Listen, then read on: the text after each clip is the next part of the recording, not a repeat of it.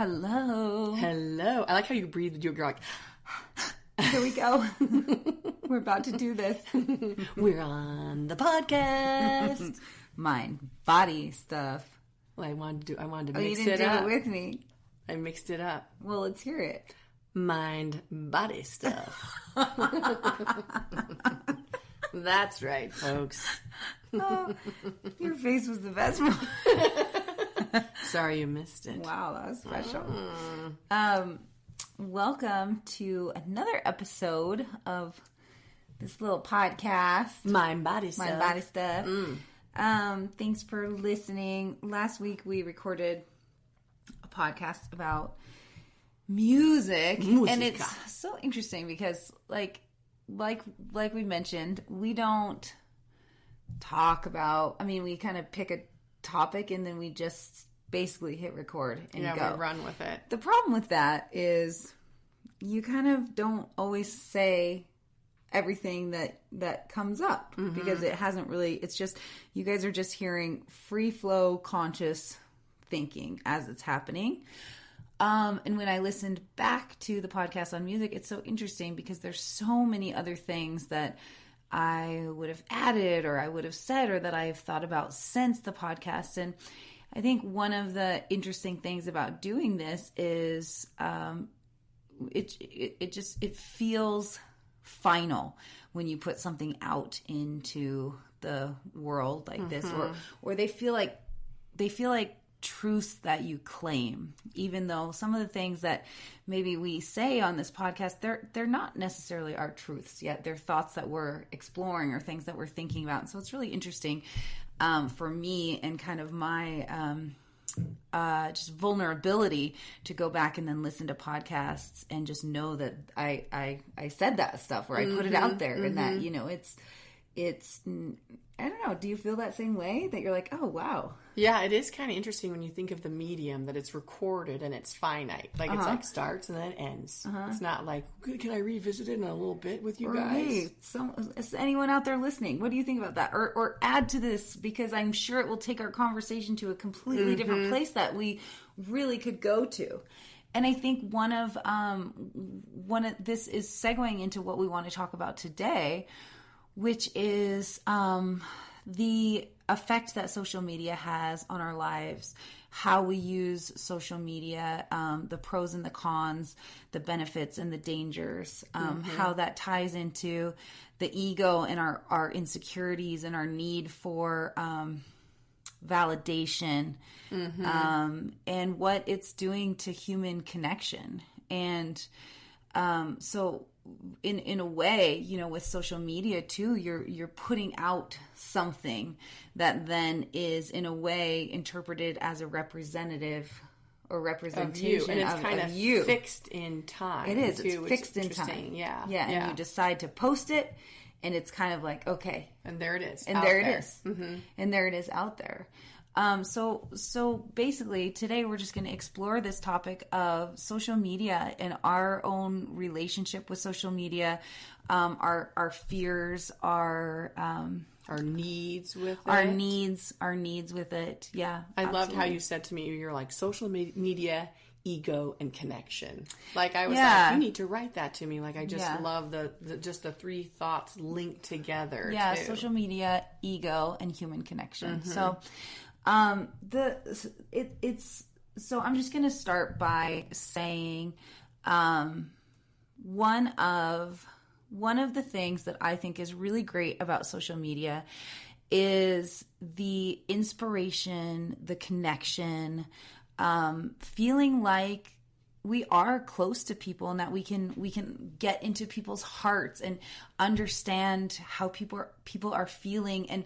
And I do believe that there are wonderful benefits to social media, especially our community on Facebook. I feel that has been such a safe and such an extremely beautiful space that we get to share. Mm-hmm. We get to share our thoughts. We get to feel connected to one another. We get to feel connected to people that we don't even know. And that's a huge gift. Huge. Like I was even thinking I remember when I first started using social media and how you could look up people you hadn't seen in years. Right. You know, like, oh, there's my friend from high school. Yes. Now they live in Poland or whatever. And I love that whole ability to connect without having to be in the same place, and kind of instantaneous connection too. Absolutely. From far, far away. Yeah. And how wonderful for our business. You know, normally to have a business like this, we'd have to live probably in LA or New York. You know, we'd have to sort of give up some of our lifestyle desires. But now with this whole social media stuff and the internet, we can live wherever. Yeah. And do this work. Yeah. Yeah, absolutely. And there is absolutely a special place for social media. Like, hands down. I think groups, and especially the type of private groups that we have on Facebook, those are really valuable. Then with Instagram, I know that people feel that they build community on Instagram. I've actually never experienced that. I know that people talk a lot about their online communities through Instagram, but I don't feel that is as conducive of a platform for community building as Facebook, and that's why I feel like we still do, we still do a lot of the sharing through Facebook, but Instagram, people build massive. It almost feels like a news media thing, like what how Instagram does, where it's like a magazine, or like, here's a photo and here's a story, where Facebook seems more like individually connected, I feel like sometimes. But something about Instagram feels very broad. You know, like, suddenly I have this following and I'm Walter Cronkite, or, you know, like, it feels very different. You're Walter. Old Walter Cronkite. Half you don't know who he was. How about Dan Rather? How about, I can't remember the other people anyway. But I feel like with Instagram, you can have millions and millions of followers, and you have this incredible platform, to influence, to inspire. Hopefully people are using Instagram for those reasons, to get their message, which hopefully is one that puts good out into the world. Hopefully people are using their platform and their influence in ways that are of benefit. I have kind of an interesting story with Instagram. I told this story in the Twin Cities at our Q3 workshop, but one of the women that I follow, and I follow really amazing people on Instagram. I get a lot of inspiration. I get a lot of goodness back from Instagram. I really do. I follow, Glennon Doyle always has amazing things to say. Danielle Laporte. I follow Yoga Girl. And for those of you who may or may not know who she is, she's got like 2 million followers on Instagram. She's got an extremely large platform.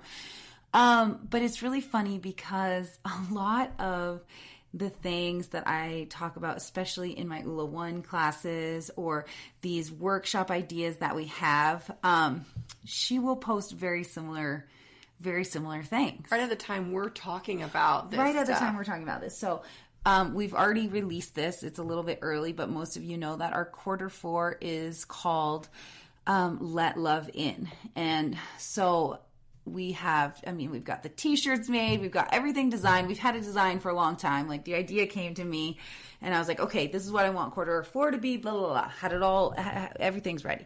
So maybe like 2 or 3 weeks after we had even gotten the t-shirts all printed and everything, Yoga Girl posted this post, blah, blah, blah, blah, and at the end of the post, she wrote just over and over and over, let love in, let love in, let love in, let love in. I'm like, oh my gosh, it happens pretty frequently, and I'll take screenshots of the Instagram and whatever people post, and then I'll like send them to UB and be like, look at this. Yeah. And it's I'm like, is she in our office? No, and so what I feel like is we're just kind of riding this energetic wave. There's all this connection. Stuff. Yeah, there's something cosmically out there that she and I are both kind of like, pulling from. Another example was literally the day after we did our Q2 workshop in the Twin Cities, which is all about body love, from Armor to Amore. The very next day, you guys, she posted a picture of herself. She's this beautiful Swedish woman who lives in Aruba. She posted a picture of herself in a bikini And she wrote over top of the picture, "I love my body." Literally the day after we did our body love workshop. And I'm like, again, here it is. Still happening. But the thing about this, and this is where this is where my insecurities and this is a good point. my ego and my self-worth and all that, it starts to come into this place that's problematic for me, is rather than saying, how cool is this? She's got this amazingly massive influential platform, and she and I are both doing similar work with what we're doing. We've got these same ideas that are out there floating around that we're pulling from. How great that we're riding the same wave. Instead of looking at it from that way, I have then a tendency to be like, I suck as a business owner, because I know that these ideas are good, and I know that these are important things to be talking about, and this is good work that needs to be done. But how did she get to a place of 2.1 million followers in this very massive platform to do her work from, when I don't know how to do it? Mm-hmm. And so rather than thinking, oh, this is great, we're both doing this type of work that people need, then I let my ego come into it and say, oh, I'm insignificant. Those are those and again, glasses. Those are my glasses. Go back to that episode, that one of the first ones we recorded. But then it just reaffirms to me what my glasses are, that I'm insignificant. So no matter how great of ideas I have, or no matter how important the work is that I'm doing, I'm insignificant. And how wonderful the people feel when they're touched by the work that Right. you do. Right. That it's still because of, Yoga Girl's following. It's just her following. Then that makes your glasses suddenly sort of pop on really quick. And this is a big problem with social media, Yes. is you think more followers equals better quality, or a better person, or someone who is someone who is more loved, or smarter, or this isn't usually more talented. Yeah, and these aren't usually my triggers, but I know a lot of people follow just very beautiful people who take very beautiful photos on Instagram. So maybe your triggers are, I'm not pretty enough, I'm not thin enough, I'm not whatever enough. I'm not in as many enough beautiful places. Yeah, exactly. I don't have enough money. I don't. It can really trigger those insecurities that we have. It's funny too. It's kind of set up that way. Oh, it's totally set up that way. It's so set up just to be sort of competitive too. Mm-hmm. There's a competitive nature to it. Yeah. I'm sure they didn't mean to set it up that way when it first started. I would think not. I think absolutely not. But as humans, we're so funny. We're like, yeah, look how many likes, or now she's an influencer. Even the word influencer. Like, yes. What a great, who coined that term? Like, right. Hello. Like, who wouldn't want to be an influencer? Like, absolutely. It's like, what? Absolutely. Yeah. And another thing that I realized is I was comparing myself, and I was following all these women that I have a lot of respect for, and I was comparing myself and feeling like, oh, I suck. But then I also realized I'm doing nothing in terms of my Instagram / social media presence output. Yes. So how can I even let myself get down on myself when I'm not even in the game? I'm not even playing the game. And so some of you may have noticed that I created a Instagram profile, public profile, that I'm using to represent me as the founder of ULA, and to use now Instagram as a space where I do talk about all the stuff that runs through my head all day, and the stuff that then forms these workshops that we do, and these retreats, and the ideas that are constantly swirling around. And so I figured, okay, well, Kaylee, you can't be so mean to yourself and hard on yourself if you're not even trying. Yeah, it would be like, why didn't I win the marathon? Because you didn't get in the race. Yeah, you weren't even in the race. You didn't even try to get in the race. And I'm not doing it to, well, I don't know. I mean, yeah, maybe I want more followers, because I'm curious if the business can grow through social media. Because as of right now, the business hasn't grown through social media. The business has grown through word of mouth primarily.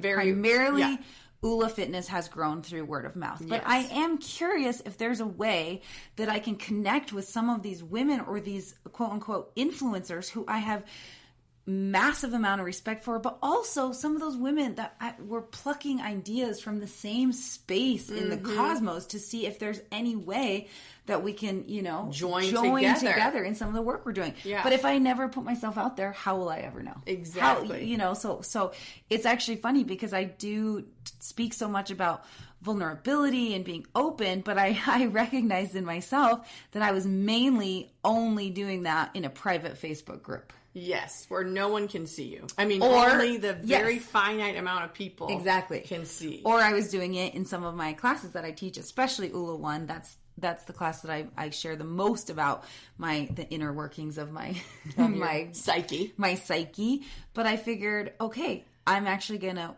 Is it walk the talk? Walk the walk the talk. I've actually got to walk the talk and put myself out there, and Walk the walk. I don't know. Anyway, I always you say guys walk know. the walk.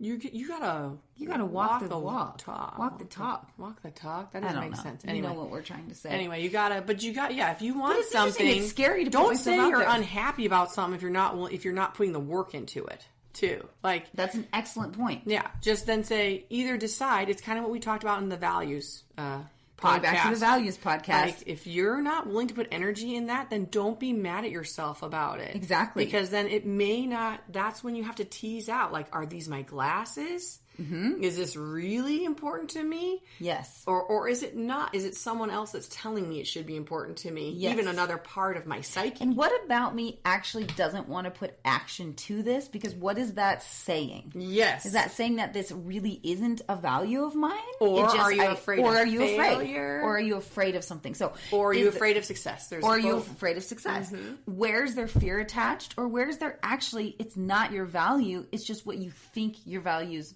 should be. Yes. And I think that they actually, it is my value. Yeah. It is my value. And I want the world to be doing their work. Yes. And I want people to be asking the questions and putting themselves out there. So I have to be willing to do it. You have to be willing to take the risk and put yourself and out I feel there. safe around ULA people, but sometimes I wonder, what is my second cousin going to think about this? Is this going to be weird? Right, yeah. And so no, it's true. Even when we were just at the wedding, people were like, oh, we didn't know Bernice could dance. And it's you were well, like, what do you think she's been doing she works for a dance fitness I've been company. dancing around for 50 freaking years. Yeah, exactly. But it's funny how people don't, I don't put it out into the people I know. Yeah, because you're like, they're not interested. That's not the part of me that they know. Yeah, they don't want to know that. They don't want to hear that stuff. Yeah. Yeah, so it is, it is really interesting. Yeah, it is interesting. So that's been kind of my, where I'm feeling maybe insignificant through social media, but I'm actually going to see, I'm trying to put myself out there. Well, and see how many that of feels. us, again, to bring it back to the listeners too, you guys, how many of you feel insignificant sometimes just reading your social media posts? Absolutely. From other people. Yep. Because it brings up those big questions of ego. Huge questions of ego. Right. And a lot of people use social media to put on or to be a persona that they may actually not be. Because you get to pick what people see. It's almost like you're an actor. Like you can be, like this is who I am on social media, but not really who I am in my everyday life. Right. And I think that one of the... which is kind of cool. You get to play a character. But it's a character. And then don't claim it as yourself. Then be real clear. Then be very clear that this is, this is my character. This is my character. I'm on. Yeah. Yeah, and so I think one of the dangers of social media is that people can really use social media to feed their insecurities. Mm-hmm. And so by posting a bunch of selfies or by posting whatever it is you want to put out there to the world so that you can then feel better, or you can feel validated, or you can feel less lonely, or you can feel less ugly even, and so posting these like all the Snapchat. She Snapchatted on me again. But the Snapchat filters, who doesn't look good? Oh my God, everybody, they're amazing. They're like, amazing. Hello. I mean, so then to then be putting out this like this filter. I mean, you're literally putting a filter on who you are so that it makes you look better, so that you can post it on social media, so that people can then like it and tell you how great you look. That all that's doing is feeding your own insecurities. I don't even think it's feeding your ego. I think it's feeding the insecurity. Yeah, of yourself. Don't you agree? Well, it's almost like you have this empty bucket, you know, and you're just like, I'll fill it with you guys this can stuff. fill it. Because, you know, most of us want to be wanted. Totally. At some level, we want to be wanted, whether it's through significance or through attention or through whatever it is. And so, of course, social media gives us this great opportunity to fill this bucket with a bunch of strangers. Right. And so for a little while, you get a little dopamine boost or whatever. It's a dopamine hit. Anytime you post something, I get a little boost. How many likes do you get? Wow, how many people look comment? Back and you're like, oh, and what did so-and-so comment? So maybe I am good. Maybe I am important. And for a little maybe while, I am special. Your little bucket is filled for a little while, you know, but it's until you read the other person's post who has 300 likes. Right. And then you're like, oh, actually I suck. I am insignificant. I am insignificant. Maybe I need to up my posts. Yeah, and I think it can also just serve as a space for some really nasty comparing, and you're comparing your worst self to the very, very, very select tiny pieces of somebody else's life that they're sharing through social media.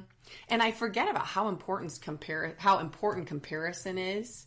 Like we were just at my daughter's wedding and just with a bunch of not stranger people, just stranger danger. There's stranger danger out there. Just people we didn't know that well yet, and some really, really sweet people. But I also felt way more aware of comparison there and with certain people in Ula, I don't feel anymore. Like I'm just not aware of it. I'm just kind of like, whatever. Everyone. Well, I do feel like we have a little bubble. We do have a very but protective. But we've worked really hard to make it feel that way. To create that so it's not bubble. False. So sometimes when I get in a different environment, suddenly I'm like, oh no. It's not that I'm comparing, but I feel like other people are looking and then they're like, and then I feel like them comparing. And then I'm like, oh, I forgot. We're in the comparison world. Yeah. Well, I was even, and you know that feeling of like, oh my gosh, I didn't think about what I look like today. Right. Or totally. How am I acting? Am I acting like a 56-year-old should act? You know, am I playing my role even? Yeah, like kind of sure. And I'm very unaware of that in our Ula bubble. And I think that happens in social media a lot too, where you're like playing this part. Like, am I playing my part? Well, right. You know, for some people, I think that plays a really big, you know, am I in a beautiful enough place? Right, is the angle right? Does everything look like this is just the best thing Hi, ever? Have I attended enough sporting events with my children? You know, like some of them, like, here I am skiing at Avalanche Creek, you know, or whatever, and now I'm kayaking the open water with Bobby, you know, it's like, geez. I'm just like, this week Ray played Xbox for 24 hours. Oh, God. But you know what I'm saying? That whole comparison. Well, and it's really, it's interesting. Everyone at the wedding was absolutely lovely. And so this is not, but this is just an observation.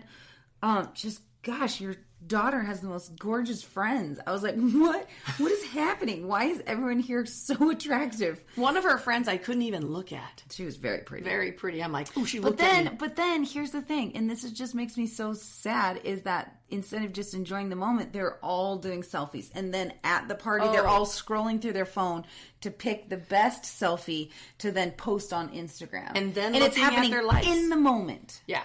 That they've taken themselves from the moment, they've done the selfie, they're scrolling through to pick the best one and to post. And it's like, so I guess for me, like, how far down this road can we actually go before we don't even know how to socialize, have this human connection with one another? Or is the pendulum at some point going to swing back? Because I feel like we're getting to a point that, at least this is what I hear from parents who have teenagers. These kids, kids these days, they don't know how to interact with one another. And so, like, for example, Snapchat, I was talking to a friend, and he was saying how his daughter, they took away her Snapchat as punishment for whatever, and she wrote this huge petition as to why she should get Snapchat back. She's 14, and she's 14, and basically saying how there's no way to connect with each other if it's not through Snapchat. And by taking away Snapchat, they were basically like taking away her entire social life. And tell them about the texting. And she said, and so he was like, well, why don't you just text your friends then? You don't have to be on Snapchat. And she said, nobody asks for each other's numbers. They would think that you're being like way too forward. Like, why do you want my number? And that, to me, and then I've also heard of the kids who still text, then not being able to talk to each other. No. So they text, and you have so much courage behind a screen because you don't actually have to look the person in the eye and say the things that you can say through a text. Oh, yes. And so then we've got all these young people who don't know how to look each other in the eye, who don't know how to, and this is so sad, you guys.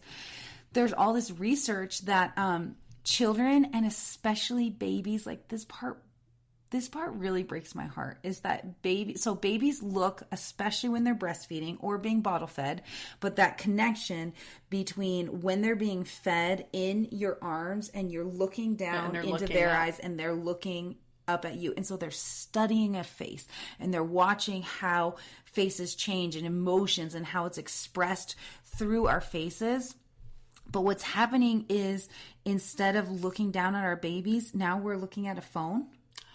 And the babies aren't getting that intense eye contact that they used to get from breastfeeding or just being fed in general. Right. And so they're having a harder time understanding emotion. Mm-hmm. And they've said that this is also happening in our older kids as well, is they're not able to emotionally connect with one another in person because they're doing it all through their device, which scares the crap out of me. Oh, no. And so, yeah, when I have little babies, I try not to be on my phone. But man, you're in the middle of the night. It's like 2 a.m. and you're just like, oh, it's hard. It's easy to just like start scrolling. Oh yeah. But just I don't know. It's something that I have to be really, really disciplined in because it's dangerous. Well, and it's firing up their little brain circuitry too. Totally. So that's all getting remembered in the brain. The neural pathways are being set. Mm-hmm. And so if we upset that, then it's going to be harder to develop those neural pathways. As babies, especially. Then they need that stimulation. But how crazy that our youth doesn't really know how to interact with each other in person. And statistics show that right now, Americans are lonelier than they've ever been, especially the age group of like young 20s. They're the loneliest. And social media has never, ever, ever been more prevalent than it is now. So we've got to look at that and think, this is not helpful. Mm-mm.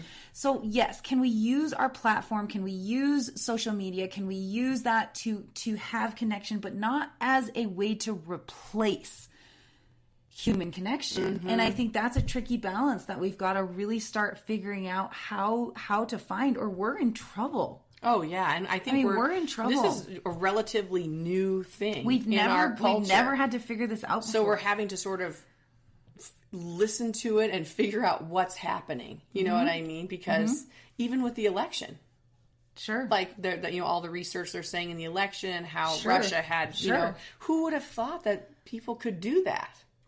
I mean, I didn't know that. Absolutely. Did anyone else know that was happening? No. And in fact, my son's working on a campaign right now, and they have trolls. They know specific trolls that are shooting up on her campaign. Yeah. On this woman's campaign, and where are they from? They think they're from Russia too. Sure. But it's like, so social media is so powerful. It's so incredibly powerful. So powerful, and Oh my gosh, like talk about the dopamine thing that you talked about earlier. So, because I forgot, we talked to a woman this morning before class or after class about process addiction. Process addiction, yeah. So we were talking about how, because we were which you can look up, process addiction. So Danielle Laporte, who I love, you guys should follow her on Instagram. Because your life won't be the same without her. A little hypocritical at this moment. But anyways, again, I think social media can have, there's a place for it. There's absolutely a place. And she said, we need to understand that our devices and social media are designed for addiction, like any street drug. Dopamine hits are taking over our lives and our children's lives. It's a very serious problem with wide and long-term implications. It's baffling, it's dire, and we need to wake up about it. So even, thinking about our kids with their video games, it becomes an addiction. And when we post anything on social media, all those likes that come in or the comments, those are little dopamine hits, and you start to crave them. You do. It becomes an addiction. Oh yeah, it's so fun to watch it. Sometimes it is. I'll watch. I'm like, oh, I got 2 more likes. Yeah. Oh, look, 4 more likes. Right. And it's maybe not even enjoyable or pleasurable. It just becomes an addiction. Yeah, I have to check it. Yeah, you have to check it. And they've designed it that way. Yeah, they designed it very, very well. And according to the human brain. Yeah. Very well done. It's dangerous. So dangerous. And then going back to ego, which I think is really, or the insecurities, I think it's not helping. It's not helping us with the work that we need to be doing. So, for example, if there's somebody who feels insecure, or who feels, less than, or who feels like their life is crappy, they're going to post all about how their life is crappy, and then they're going to get all the sad faces, and they're going to get, whatever, and it's just going to reinforce. It's reinforcing our insecurities. Well, I got my attention for... So you're getting this attention for the thing that you actually need to figure out how to be freed from. Yes. So instead of finding a way to have this sense of freedom from it, or solution focused. Yeah, it's just feeding our insecurity. Yeah, it's just feeding. If you feel like you need to be loved, well, post a ton of selfies and have all those likes come in. And when you feel lonely, and when no one's in your house and you're all by yourself and you need to feel loved, you can post a selfie and have everyone like it. But that's not dealing with the problem of your loneliness. It's not. No. So it's just fueling our insecurities rather than helping us find a solution. And it's keeping us lonely. That does not make the loneliness go away. Can you sit without your phone? Like dating. Like, how does dating work? I heard everyone dates on lots of people, boys and women, or boys and girls, men and women. I'm fixing it. There you go. Good fixing job. it. You got it. Are having trouble just asking each other out on dates. Right. Because people don't do that anymore. Now. It's all on the apps. In the old days, when I grew up, you had to get accosted by the waiter. Boy, was that fun. But people had to take risk. Yeah, you had to look at somebody in the eye. And you would have to say, would you like to go out with me tomorrow night? Yeah. And the person would say... You can't even text. When I was dating, I didn't even have a phone yet. Yeah, there weren't really cell phone. I mean, there were like the giant ones or whatever. I did not have a cell phone when I started dating Rob. Yeah, so Rob and you had to negotiate. You had to figure it out. You have to look at each other and figure it out. And you also have to deal with rejection. Face-to-face rejection. Yes. Yeah. Which is, I don't know, what's Ray going to do? What's Huxley going to do? Well, that's what I mean. How far down this road do we get to go? I don't know. How far down the road do we go before we realize this is a problem that we have to, we've got to turn it around. And we've got to, it's almost like this is a gift that it's like a horse and you've got to put a bridle on it. Mm-hmm. We've got to harness it. Yeah. Like it's got a lot of power, but we got to direct the power. Absolutely. Not it direct us. Exactly. Yeah. And I think a really good question that we just mentioned before we hit record on this podcast was asking yourself before you make any type of post, why am I posting this? Why? Why am I posting this? Mm-hmm. Am I posting it because I feel lonely? Am I posting it because I feel Like, or am I posting this because I feel like I look really good in this picture? And so I want people to be like, oh, look how good she looks. Am I posting this because, why? And some of that you can own. It's okay. Maybe, you want to be like, I love this photo. I love this photo of my family. Awesome. And you're clear. This captures the moment. I mean, there are really, like we said, really, really great things about social media. I use social media a lot. But I think asking the question of why am I posting this and then being upfront and honest about it. And maybe you even write that underneath. Be like, you know what? I'm having a bad day and I feel lonely. I don't know, just own why you're posting it. Right. I think, or be like, I love this picture of me and my family. I feel like I look so happy in this picture, or I feel so proud of grateful. This accomplishment, or I am so proud of myself. I want to share this, or yes, I'm really, really grateful for this moment, or for this trip, or for this meal I cooked. Look at this beautiful meal that I cooked. Exactly. I'm so grateful for, the fresh vegetables from my garden that I turned into this beautiful dish. Whatever it is, just think about your why. Why are you posting this? Yeah, I love that. And if it is for an insecurity or for because you feel crappy, then own that too. Oh, yeah. You have to own, why you're doing it. And also be clear about who you're following. Oh, yeah. Very good point. Who are you following and why? Right. Do they make you feel good, inspired? Do they add value to your life? Or do they make you feel crappy? And if they make you feel crappy, don't follow them. It's totally fine not to follow folks. Yeah. I have some weird stuff on my Instagram, which I don't really pay attention to, but it's like diamonds. You follow I've got some diamonds, and I've got a lot of like wedding stuff. Like must have been from doing the wedding. But it's like, here I am in, Costa Rica at my wedding. And it's like, I'm like, what is this? Like these beautiful people at all these beautiful locations where I'm like, I'm not really that interested in that. Yeah. Like, good for you. Well, and it's like on Instagram, when I don't even remember what page you go on to click, but maybe when you do search and it says like recommended or popular, how many of them have to be women in bathing suits? A lot. Why? And so, but then again, I'm just so concerned for our youth and for women who think next week, you guys, we're going to talk about the sexualization of women. So kind of segueing into it. Yeah. Why? Hello, we have a massive problem. And when Instagram is recommending that I follow all of these women in bikinis with huge boobs in beautiful locations, how's that going to make anybody feel about themselves? I'm like, wow, she looks really good in Aruba today. Well, and then it's like, well, what but my I'm life? Not sure, like, for me, it's not really enhancing my life in any way. I'm not learning anything. It probably makes you feel bad about yourself. Yeah, in some and I'm way. just like, I guess And maybe you are a secure person and you have a great life, but imagine somebody who's feeling a little bit shaky in their sense of self. What is that going to do for them?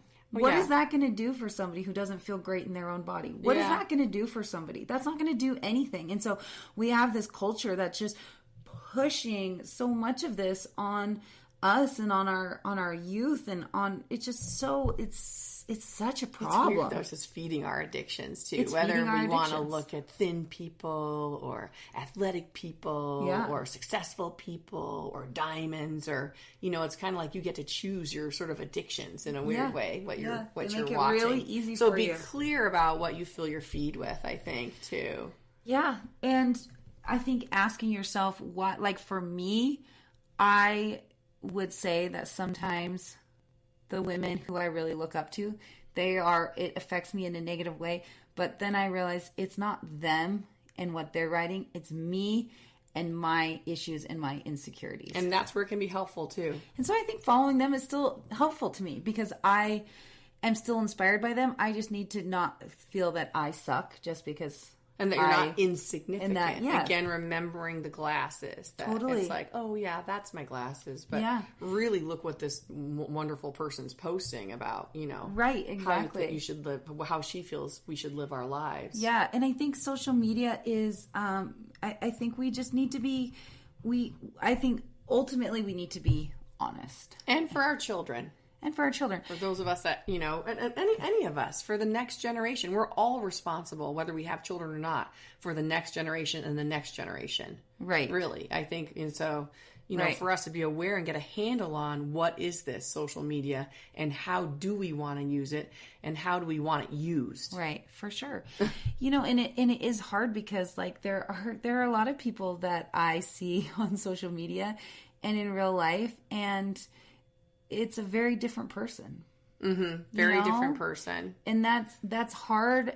It's sometimes I feel like there's a little bit of a tightrope when you walk on figuring out how to be authentic, but also be I don't know. I guess for me, what I'm trying to say is sometimes in these, like in the ULA group, for example, just thinking, I wonder why that person is posting that, or I wonder what the purpose is, and just making sure. I think we go back to that question of why are we posting this? What do we gain, or what are we trying to share, or how are we hoping to help? And how are you using the platform? How are you using the platform? Yeah. And I mean, and just coming from someone who I feel like I built the business and I built the platform. Sometimes it bums me out when I see people using this platform to push their own popularity or their personal agenda, and it bothers me. There's some people that are super nice to me on social media, but then I see them in real life and they're not, and so it's like, well, who are you? And are you being nice to me here so that other people think that you're nice? Or like, what's the point here? And so that, I think, ties into that human connection piece, and making sure that we don't replace social media with we don't replace human connection with social media, and making sure that it can supplement our life, and that we're not just using it to create this image of who we want to be, but a place to actually share who we are authentically. And what our struggles are and what our joys are. Yeah. And then, I mean, really, that's the beauty sometimes, where someone posts something so authentic and I'm like, oh, that totally gets me. Like, totally get that. I have had very, very, like, big moments reading people's stuff on social media. Yes. Absolutely. Yes. But and that helps us feel not alone. And it does help us feel connected to each other on a human level. Yes. It absolutely does. But figuring out how to still maintain that human connection piece. Yeah, so important, because without that, we've lost humanity. Oh, I mean, well, we have children that can't read emotions. Yeah, like, I mean, what are we going to do? Our society what are we all going to be in little doomed. Capsules? Our somewhere? society is doomed. Yeah.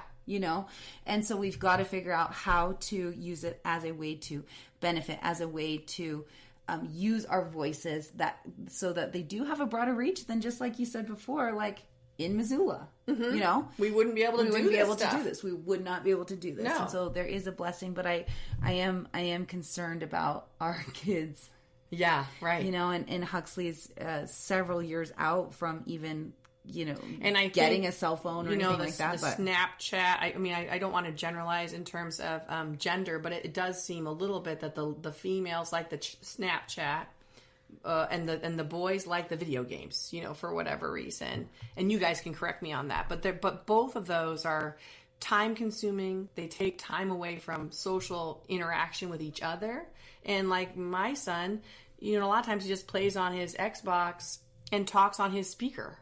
To someone in a whole nother place. But don't you think that also then just reinforces these dangerous stereotypes of who each of the genders is meant to be? Right. Like, because with the girls, isn't it how like they how market, pretty they're supposed to be? Marketed. And then you'll have have the boys have a beautiful contoured face, and you'll have flowers in your hair, and you'll be so beautiful. And your eyes are bigger. And your eyes are doe eyes with bright long lashes. Yeah. And your face is chiseled. And so it's these girls who are learning over and over and over that they're supposed to be I'm supposed pretty. to look like that, versus we used to have magazines in the old days, but now they've got Now we get to be it. Yeah, now and so what does that do? Character. And then it's interesting to think, well, what does that do to ego and insecurity? Is this making women feel like that they have to look that way? Yeah, or does it is it helping them create their sense of value through their looks, I guess is what I'm trying to say too. It's like, look how beautiful I am. Look how beautiful I am. Look how beautiful I am. Is that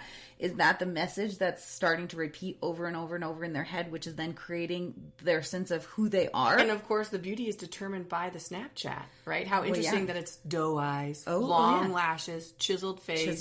So again, we're still making the same statements, right? We're giving people a character. Again, the poodle science. Yes. We're going back to, you need to look like the poodle. And you can with Snapchat. And you can fix all those things. You fix everything. But again, that's very... And then going to the boys, and again, this is very stereotyped. It is. But then the boys, I mean, most of those video games are aggressive. Oh my God, but I know, like, what's the one that he's watching now? I can't remember the name of it. Fortnite.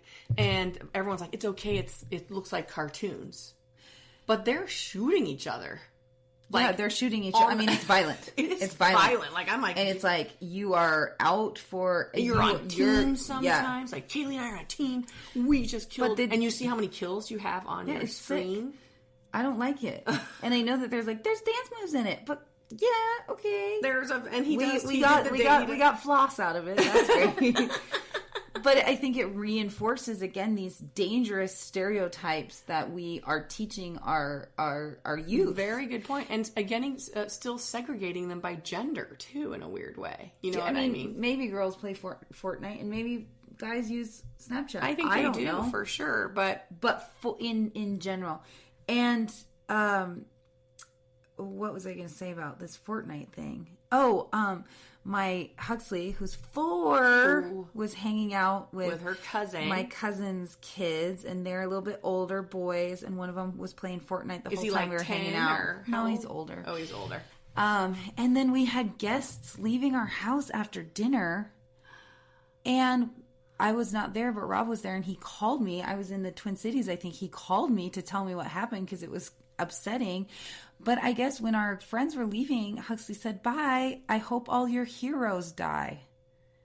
Which is something from Fortnite. Aren't they killing each other's heroes? They have these skins you buy, and you have to you upgrade with your skin, and the skin makes you like different heroes. Okay, I hope all your heroes die. Is what she said. She doesn't know what that means, but I'm like, oh, how do you censor? How do you protect your kids, but also understand what is just part of the cultural norm of their generation and how they interact with one another? I mean, can we completely separate our kids from this stuff? What are we modeling? How can I be on my phone doing all my stuff and then tell my kids they're not allowed to? What am I modeling? It brings up so many questions in myself. Because Ray sees me on my phone. Ray sees you on your phone. And then he was like, and as soon as I put my phone down, he picks it up.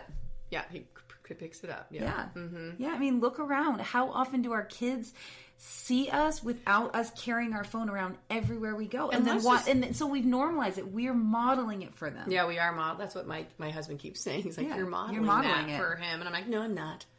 What do you know? But also, let's think about this generation then, Huxley's and Ray's generation. And then what about their kids? Oh God, that's what I'm scared of. I'm not sure. When does the pendulum swing? Or now are we not have parks anymore? Are we just gonna live in playgrounds? Artificial intelligence and this different world where we just don't do anything? Yeah, we just sit there and have our those glasses on and stuff. All that stuff you see in sci-fi, scary stuff. Yeah, I don't know. It's big stuff, but yeah. Maybe you guys can help us figure it out. I don't know. I mean, we definitely have to get a harness on it. We've got to get a harness on it. I think, again, it's a powerful tool. It can change the world. It already has. It changes things. And I think, another good point about social media, I think that, some of the more dangerous things that have been happening lately in our country, or I think that the spread so quickly of and it makes us all very separate. Or we feel very we're on teams. Well, yes, that's kind of the opposite point I was going to make. Oh, sorry about that. Is that I think that in the past, so many horrific things could happen without anyone knowing about it. But I do think social media has helped in a way that it can circulate news information, so we don't let things go on. Which I'm appreciative. I mean, you guys know how affected I was by and still am The by kids. by the separated families. Imagine if we didn't have social media. Imagine if things just kind of went under the radar and we didn't know. We wouldn't know. We wouldn't know nearly the information we know. We wouldn't be able to help as many people. I mean, Ula Fitness donated almost $3,500. Like last night, I got 2 pictures of little Sophie opening up the care package that I personally sent to her.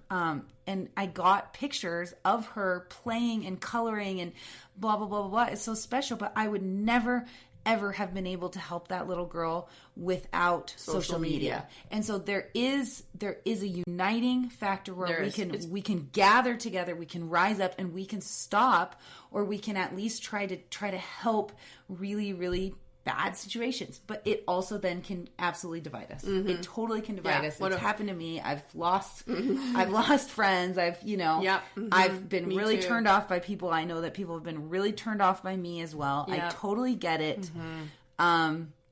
So, it's pros and cons, but I think recapping on what we've talked about, it's like asking yourself, like, who am I following and why? Is this adding value? Is it adding insight, or is it thought-provoking? Is it inspiring? Why am I posting what I'm posting? Also, I think another good question is, for those of you who may not post, or who always like second guess yourself, what are you scared of? That you wouldn't get enough likes, or people would think so there's the other side of it too. For those of you who are more hesitant to post on social media, why? Is that also a fear? Or the privacy thing. Some people are very private. Yeah. But I know some people are like, oh, I don't want to post that. They're afraid to post it. it. So then it's like, well, why? What is that triggering what will happen? to?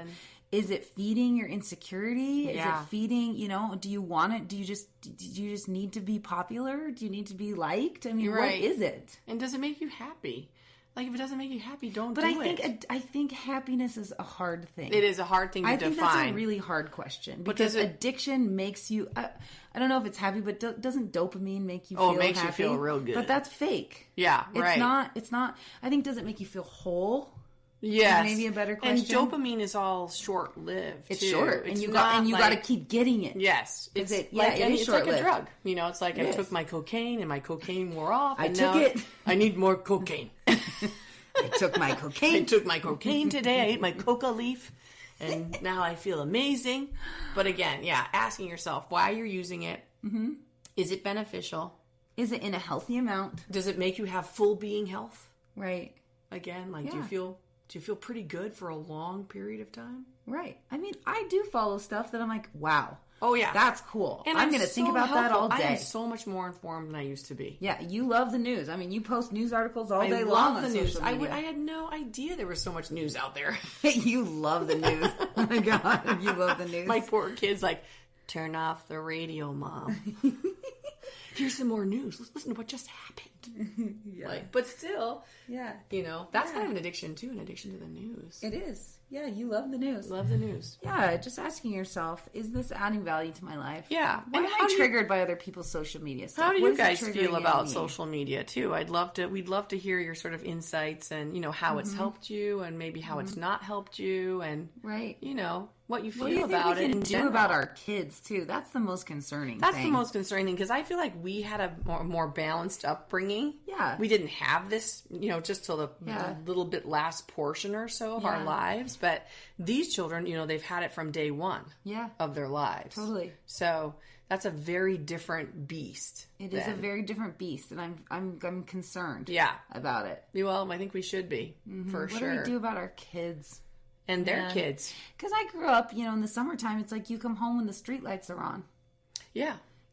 That was how I grew up, and it was, I would not change that for the world. Yeah, and you notice now the streets are kind of empty. Well, they are, and I think social media can also let us know of all the dangerous things out there. I don't think we even knew about all of the dangers, which actually research shows that it's the safest. Yeah. We're living in safer times now, but for some reason we're all so scared. Oh, yeah. Because I think we have access to all of the scary stuff that happens around the world. And of course, fear. Fear speaks to us, pretty quickly. Yeah. We're like, what? Yeah. So I don't know. It's very interesting, but food for thought, hopefully. Food for thought. Yeah, we're learning. We're all learning about this beast we've created and what we want to do with it. Absolutely. So anyways, thanks for listening. Yeah, love you guys. Love you. Have a good week. Goodbye. Mwah.